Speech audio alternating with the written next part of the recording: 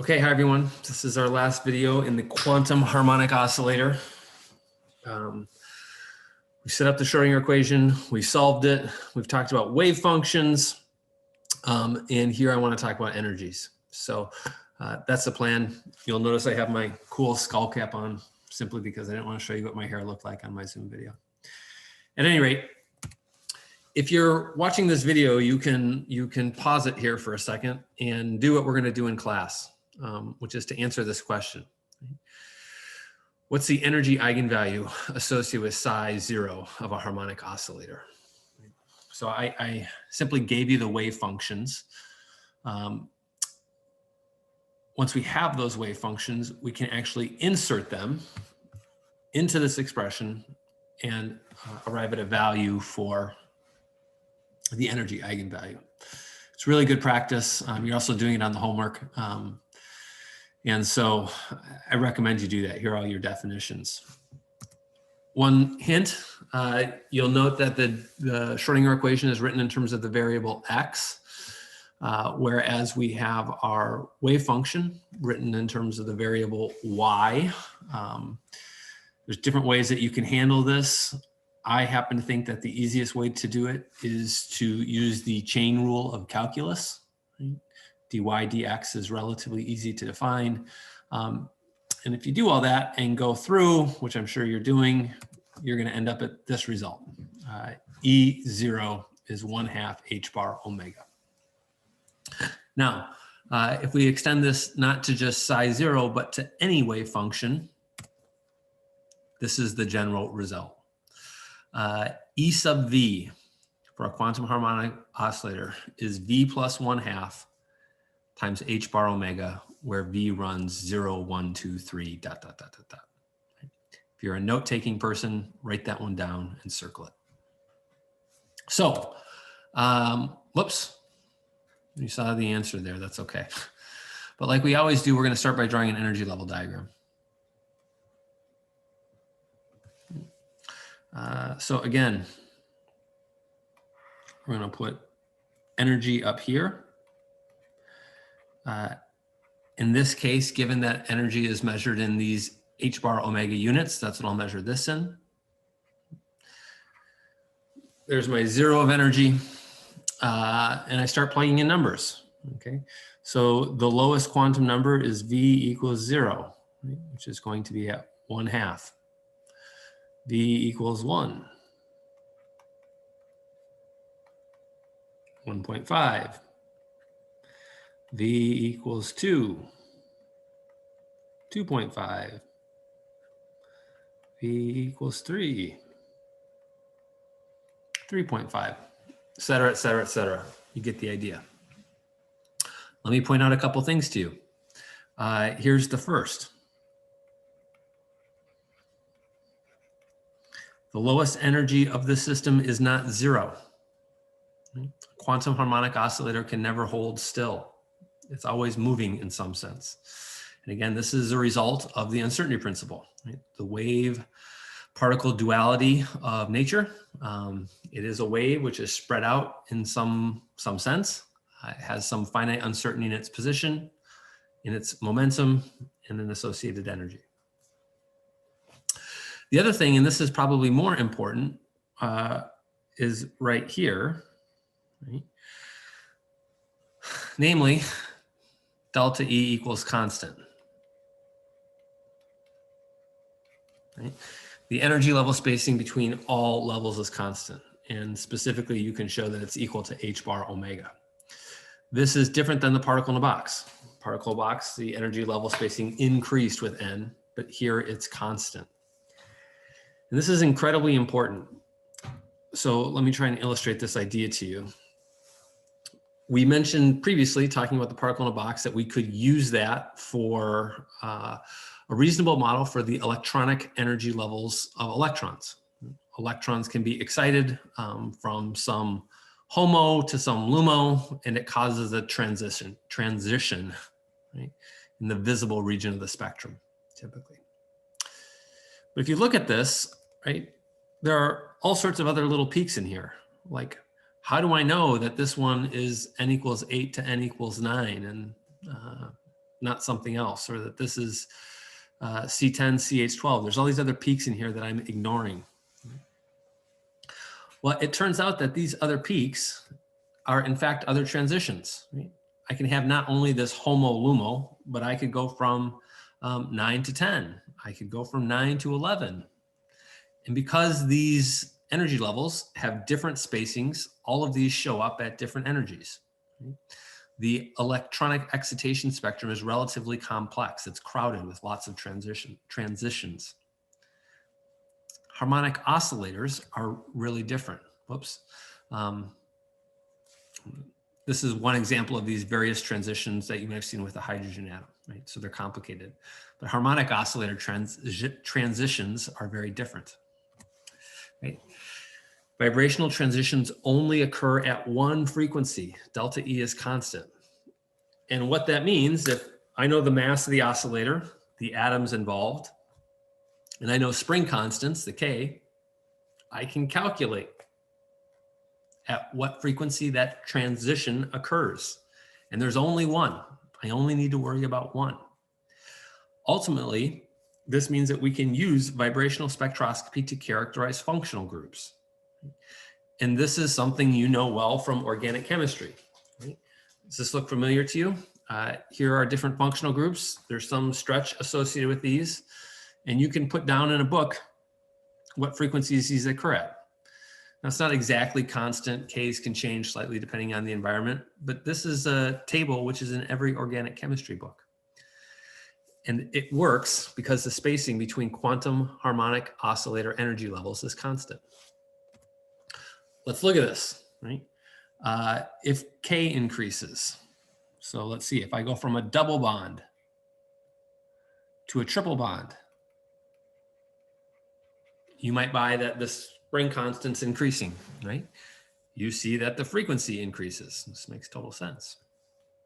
If I look at this one, this is a CO single bond. This is a CH single bond. This one's lighter, right?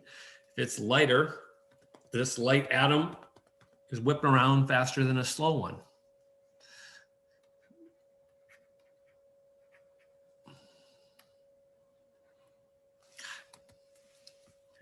Sorry.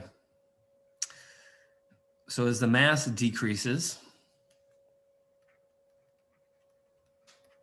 right, the frequency also increases. This is all consistent with the notion that we had from classical physics that omega is K over m to the 1/2.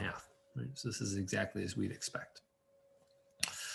A quick comment about units in vibrational transitions. So we typically characterize vibrational transitions by wave numbers, which I am going to give the symbol nu tilde, right, written like this. Nu tilde is defined as follows. It's 1 over lambda. And physically, this measures the number of waves per unit length. The SI unit is a per meter. However, the conventional unit is the reciprocal centimeter per centimeter. And so this presents some challenges and problems. There's two types of conversions that you should be able to do. The first is something like this, right? Here's my equation for delta E. It's h bar omega. Omega equals 2 pi nu. Right? This is an angular frequency. This is the natural frequency. So this is also equal to h bar nu equals h bar c over lambda. 1 over lambda is my wave number. So this is equal to hc nu. If I want to calculate the wave number of a transition, I take the difference in energy and divide it by hc. The other one you should recognize is this one. Omega is 2 pi nu, right? This is 2 pi c over lambda, which equals 2 pi nu times c. I missed a C. Here's the point I want to make to you for either of these conversions. Right? You'll notice that they involve the speed of light, c. And so in order to work with all that, here's sort of my pro tip. If you want to calculate wave numbers in reciprocal centimeters, when you use c in either of these equations, use it in units of centimeters per second. Right? That is, c equals 2.998 times 10 to the 10 centimeters per second. It's the easiest way to do it.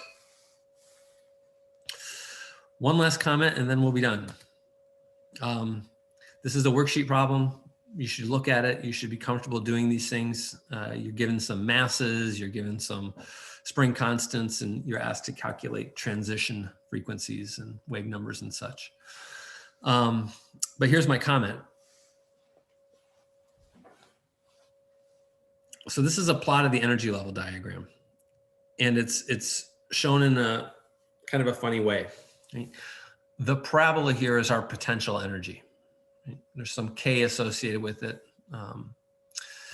So that's the potential energy as a function of X.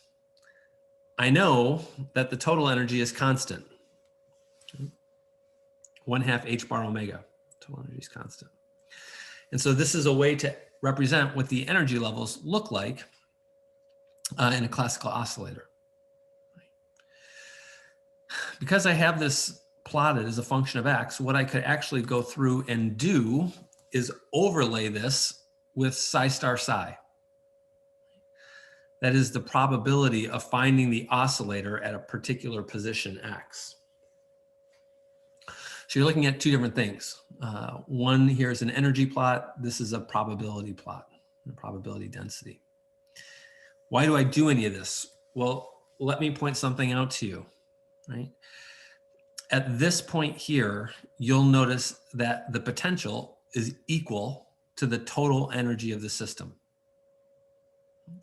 In other words, all of the energy of the system is in potential energy of the spring. Classically, what happens here? Well, these are the turning points. Right? When all of the energy is in the potential, that's when it turns around. And so it stretches and then it comes back. The point I want to make to you is that it never stretches beyond that. In a perfect, ideal, classical harmonic oscillator, no friction, you can never stretch beyond that. But look at this plot. Right? This is psi star psi.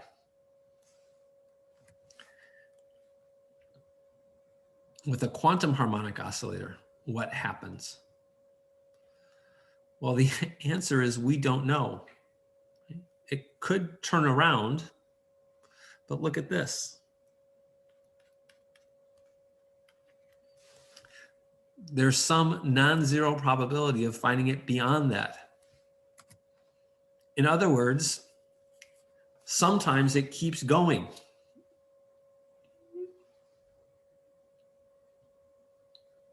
It makes no sense.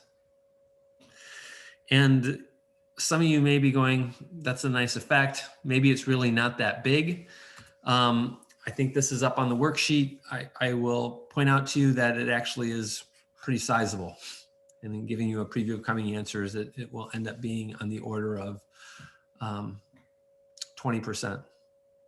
So there's a 20% probability it goes beyond. It's not zero.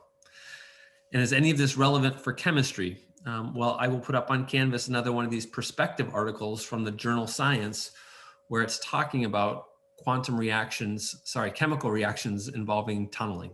Right? This effect where it's stretched, the wave function has penetrated into a barrier. And, excuse me, really interesting. Right? There's lots of interesting stuff involved here. So I hope that you might check that out and confuse yourself. Right? That's good. All right, that's the quantum harmonic oscillator. I'll stop here and see you next time for some angular problems.